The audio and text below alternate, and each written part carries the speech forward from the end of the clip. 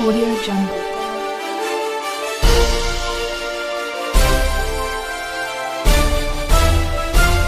Audio Jungle.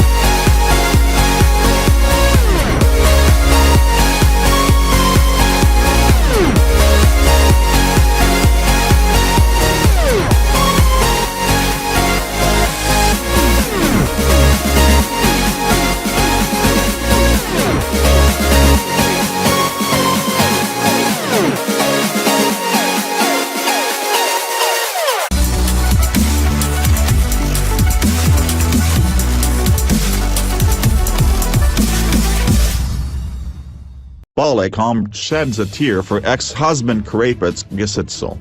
Speaker of Parliament COUP on Tuesday bid an emotional farewell to her ex-husband, the late poet laureate Professor Karapets Gisitsel. Attending the special official funeral service for Gisitsel in Johannesburg was seen with tears rolling down her face during the service. Who also attended a memorial service last week, married the then exiled poet Gisitsel in 1979. The couple had 2 children together. Gisitsel died in Johannesburg on January 3 at the age of 79 after a short illness. The people's poet is survived by his wife baby Dorcas Gisitsel, 7 children and several grandchildren. The funeral was attended by politicians, poets, musicians and many other contributors to arts and culture. Deputy President Cyril Ramaphosa is expected to deliver a eulogy.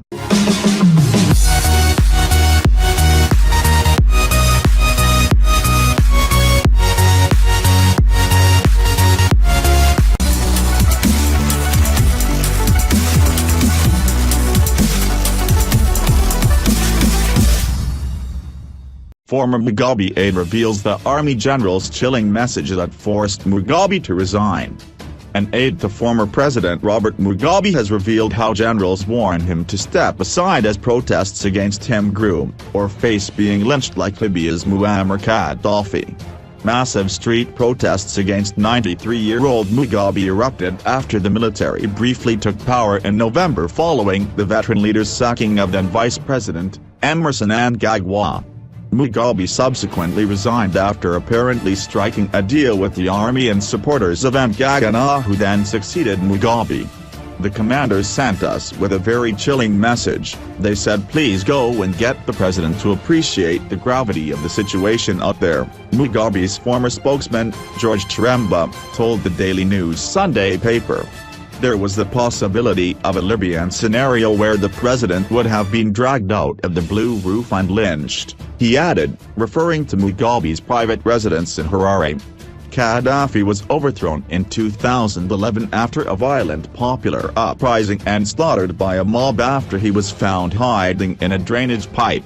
Chiremba, who now serves as Mnangagwa's official spokesman, revealed that Mugabe desperately tried to reappoint his former deputy at the height of massive street protests against him.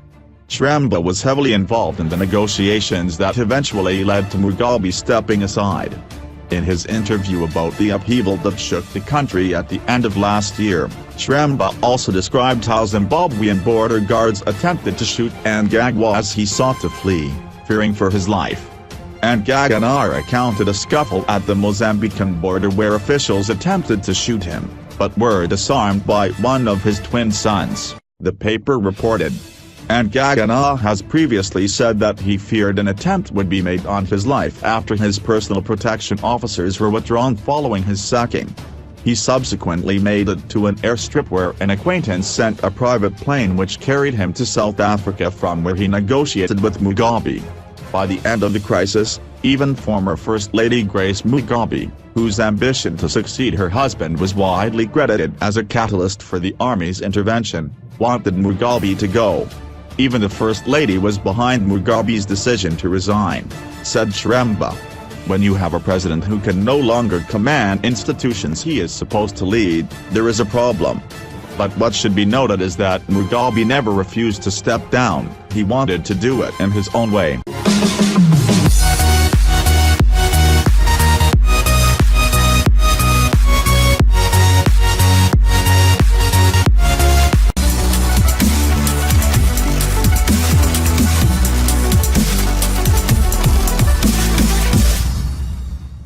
Villagers thought this huge snake had eaten livestock.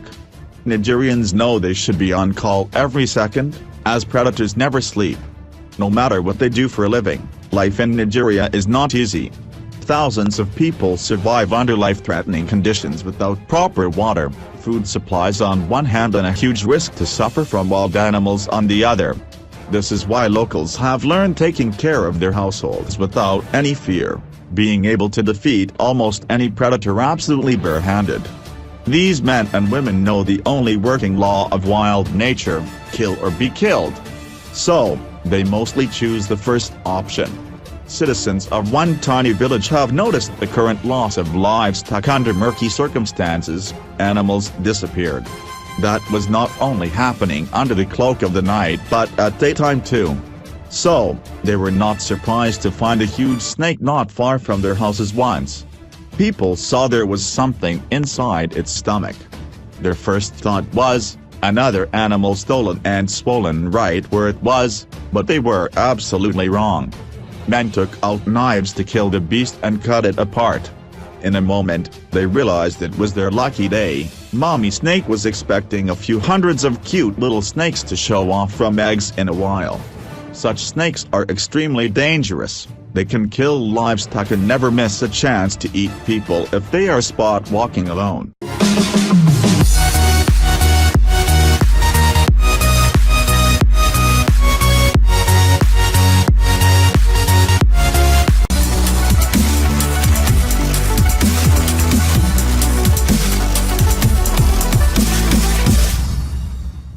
Remember the 9-year-old boy who married a 62-year-old woman?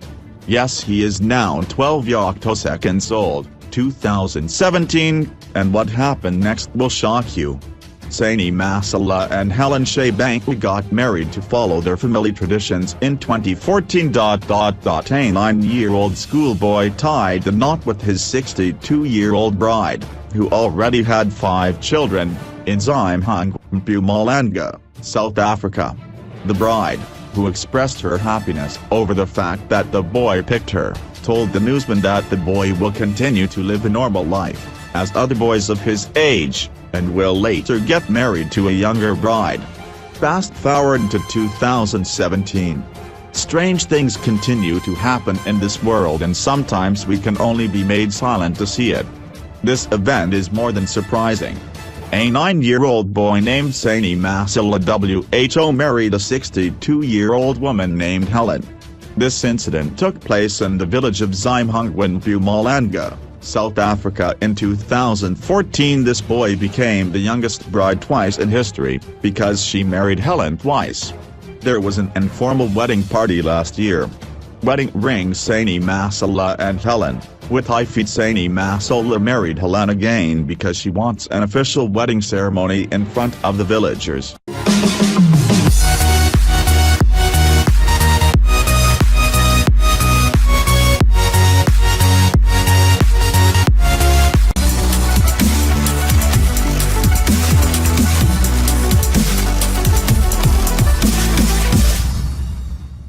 Minnie Limani allegedly had a fight with her husband Quinton Jones in public. Minnie Limani is one of the most famous media starlets in South Africa. The beauty has been in the industry for many years and she has managed to turn her fame into a thriving business.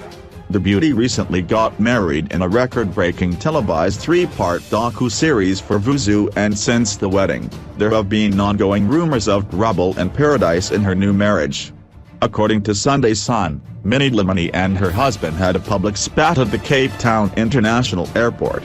The paper alleges that several sources confirmed that Minnie was shouting at her husband in full view of the public.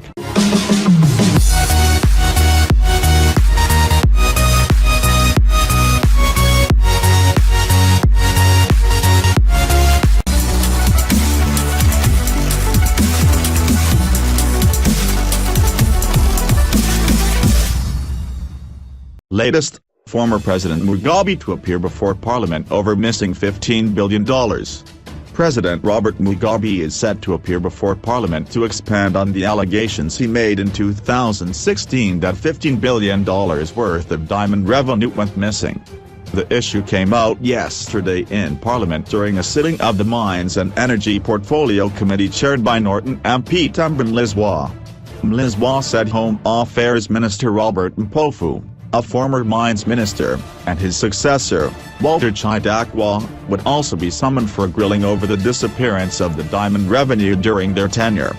The Norton legislator told Mines Minister Winston Chitondo, who had appeared before the committee with Mines Secretary Munezu Munodawafa, Zimbabwe Mining Development Corporation, ZMDC, Zimbabwe Consolidated Diamond Company, ZCDC, and Minerals Marketing Corporation of Zimbabwe, MCZ, officials, that several key players in diamond mining would also appear before Parliament to give evidence, as the committee embarks on thorough investigations pertaining to leakages in diamond mining.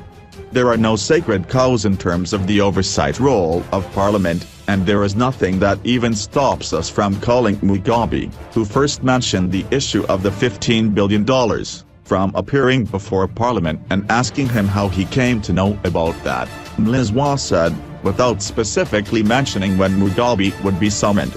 As a new minister, Chitondo might not have an answer now on the issue of the $15 billion, but, as Parliament, we have a right to call anyone who is responsible for oral evidence, including Mugabe, Chidakwa and Mpofu, who were mines ministers when the diamonds were said to have disappeared, Mlizwa said. He said several players would be questioned, including institutions that benefited from mining concessions in Kiadzwa, among them the army and the police. The Privileges, Immunities and Powers of Parliament Act and Parliament Standing Rules and Orders allow Parliament to summon anyone for oral evidence, except the sitting president, meaning Mugabe can be called to appear before Parliament. In a birthday interview in 2016, Mugabe claimed $15 billion worth of diamond revenue was unaccounted for, a claim that continues to dominate political discussions on accountability. Music Avenue MP Prosper Matsiami, MDCT, raised the issue of the missing $15 billion with Chitondo, demanding that the new minister gives the committee records of diamonds sold, the amount diverted through illicit financial flows and smuggling. Matsiami said diamond smuggling was prevalent in Kiadzwa, with foreigners camped in Mutare buying the mineral illegally. He claimed some diamonds were being kept at the Reserve Bank of Zimbabwe, RBZ, instead of the MCZ, which was against the MCZ Act. But Mlizwa said the issue was too big to handle for Chitando, who was new in the ministry, adding that it would require thorough investigations. The only figures of diamond mining revenue, which Chitando revealed to Parliament, were that in 2016 ZCDC, a subsidiary of ZMDC, produced 961,000 carats, which doubled to 1.8 million in 2017, adding that this year, the company was expected to produce at least 3 million carats. Chitando told the committee that capacity utilization across the mining sector was low in most minerals except platinum, although he did not get into specific details. It was also revealed that there were several legacy issues bedeviling the mining sector, including mines that were operating illegally. ZCDC Chief Executive Officer Maurice Mpofu said selling of diamonds was done through the Kimberley process, which has the figures of Zimbabwe's 2006 to 2014 sales on their website. Mpofu said to date, ZCDC had compiled a list of 10 people alleged to have been involved in illicit diamond trade in Muter, and the names would be handed over to the Home Affairs Ministry for possible investigation. Masvingo Urban MP Daniel Shumba, ZANU-PF, then quizzed MCZ to explain allegations that the country's diamonds were at RBZ vaults and not at the corporation's vaults as required by the law. Acting MCZ Managing Director Mazimba Chandaventure said all ZCDC diamonds were at MCZ. There was an attempt for them to end up at RBZ, but that did not happen. As we speak, they are being evaluated at MCZ, he said. The involvement of the RBZ was that diamonds must be at MCZ, but the RBZ has security interests in the diamonds so that when they are sold whatever is owed is paid. MPs were also told by Zimbabwe Mining Development Corporation, ZMDC, Board Chairman David Muranguri that the ZMDC board was not consulted when ZCDC was formed and made one of its subsidiaries. Muranguri also shocked MPs when he said 75% shareholding of asbestos mining company Shabani Mashaba Mines, SMM, was under ZMDC. But he said he did not know who owns the remaining 25% shares of the Comatose mine. The issue opened a Pandora's box over different legacy and corporate governance issues that Chitando will have to deal with, and several questions over several mines under the ZMDC, which were operating illegally. We only got to know of our being ZCDC's shareholder by copy of a letter, which unfortunately was sent to our corporate secretary and was not addressed to the board chairperson, and I then spoke to former mines secretary Francis Gubyanga to operationalize it so that the board could move forward with that role. There was no board consultation and ZMDC was only informed last year, and the papers to form ZCDC were done without our knowledge, to the extent that I surprisingly found my name on the papers without my knowledge, Muranguri said.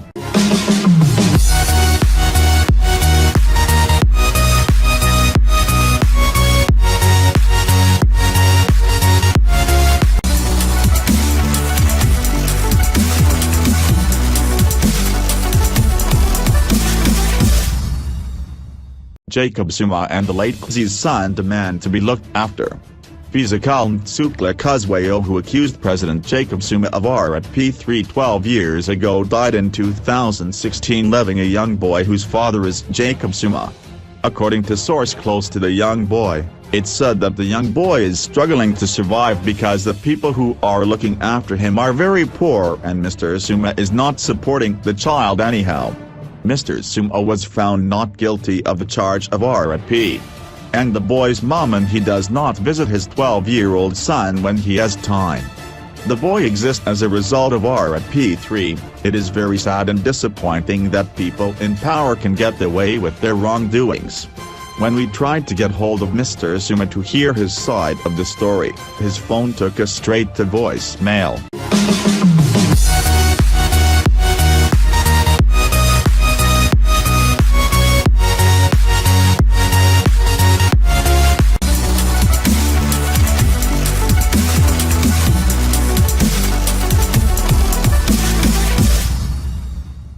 Minnie Limani allegedly had a fight with her husband in public. Minnie Limani is one of the most famous media starlets in South Africa. The beauty has been in the industry for many years and she has managed to turn her fame into a thriving business. The beauty recently got married in a record-breaking televised 3-part docu-series for Vuzu, and since the wedding, there have been ongoing rumors of trouble and paradise in her new marriage. According to Sunday Sun, Minnie Limani and her husband had a public spat at the Cape Town International Airport. The paper alleges that several sources confirmed that Minnie was shouting at her husband in full view of the public.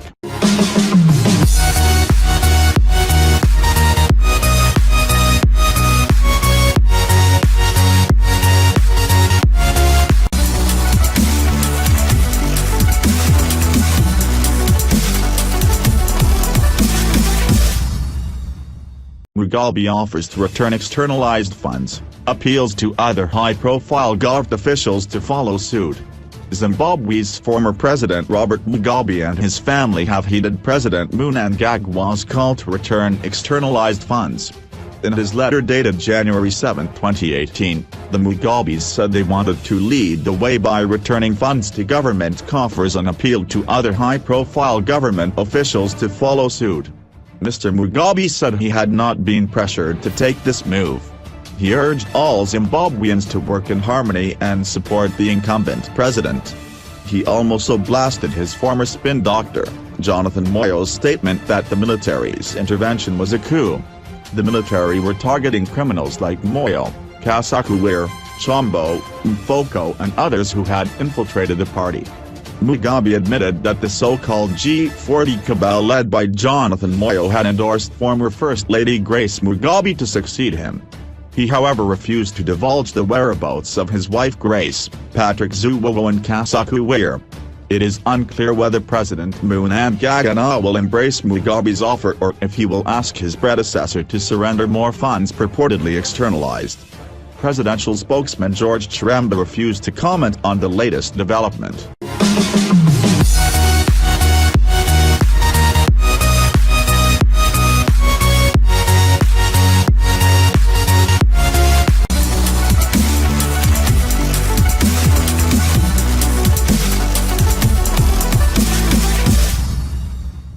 Newly appointed ZANU-PF National Political Commissar threatens a repeat of 2008 violence. Newly appointed ZANU-PF National Political Commissar, Right Lieutenant General Engelbert Ryuj has sent shivers down people's spines after he warned supporters gathered at Wangma Business Center in Utah to be mindful of the violence unleashed onto the country after his party lost the 2008 general elections to MDCT. He said people should always remember 2008 as the country hurtles towards the 2018 general elections expected within the next 7 months. Hundreds of people were maimed in torture camps in Masvingo, women now _8 and scores of people killed in the worst election violence ever experienced in the province.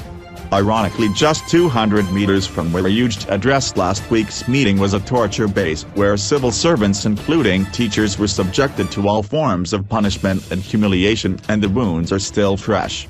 Ryuj, who declared that ZANU-PF will rule Zimbabwe until forever, also reminded supporters of the way former President Mugabe was removed from power last November. People at the rally also attended by the Mirror said although Ryuj called for unity and peace, his warnings on 2008 had a chilling effect as some lost family members at the time. Ryuj was speaking at an event to celebrate the return of Buprai Togarapi, the National Youth Secretary deposed at the height of Lacoste and G40 fights within ZANU-PF. The event was attended by ZANU-PF Chief Whip Lovemoramatuk, Masvingo Provincial Chairman Ezra Chad Zamira, Harare Youth Chairman Godfrey Galma and other high-ranking party officials. Togarapi comes from Utah South and is believed to be eyeing former Minister of State for Masvingo, Paul Chimads's parliamentary seat. Ryuj said he came to Masvingo in 2008 when things were bad and he corrected the situation. Ryuj, who was a serving member of the Zimbabwe National Army at the time, said he again led the party's campaigns in the 2013 general elections and ZANU-PF made a clean sweep of the 26 seats on the table. We are getting towards important elections this year. I came here in 2008 when things were bad. I don't know where Masvingo had got the spirit, and I came and sorted things out. I came back again in 2013 and led the campaign team, and I moved around the province addressing rallies, and the results were impressive, and this saw the current party president giving Masvingo the post of political commissar. I expect you to give ZANU-PF all seats in Masvingo now that I am full-time in politics, said Ryujc. Political commentator Dr. Fidelis Duri described Ryujc's speech as tragic, as it did not augur well for the country's new political dispensation that seeks to restore international confidence and attract investment to the country's ailing economy. He said the speech gives credence to views held by skeptics that Zimbabwe is indeed under military rule and there will be no free and fair elections in the country this year. Ryujc's threats are unfortunate. In terms of foreign policy, in President Mnangagwa's appeal to local and foreign investors for investments, re-engagement requires guarantees of a safe and secure economic and political environment, said Dr. Duri. MDC Alliance spokesperson Professor Welshman COUP said the group has carried out 2 coups in a space of 10 years and they don't change. You must understand that Ryujc was the one assigned to commit murder and torture in Masvingo in 2008, and these are the same people who carried out a coup against Tsvangirai in 2008. It only shows the nature of ZANU-PF, where a leopard never changes its spots, said COUP. NPP spokesperson Jeffries Nchitondo said Ryujc should not behave in such a manner, as his own relatives can also be caught in between the violence.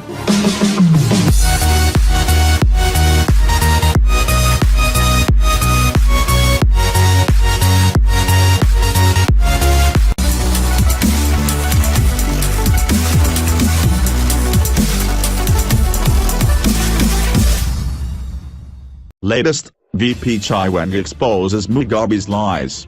Zimbabwe's Vice President, Constantino Chiwenga, has exposed lies by the former president Robert Mugabe, who for long claimed he played a crucial role in making sure that President Emmerson Mnangagwa joins the liberation struggle.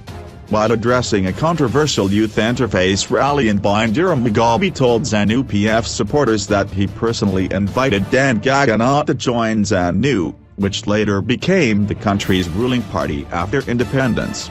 Speaking here in Guru, where Mnangagwa was meeting with traditional chiefs, Chiwenga let the cat out of the bag when he narrated how the current president joined the liberation struggle. Chiwenga clarified that it was Mugabe who was invited by Mnangagwa in the then city of Wello to address the liberation nationalists because of his experience with Ghana's political situation. Mugabe had been a teacher in Ghana when nationalists resisted white supremacy and colonial rule.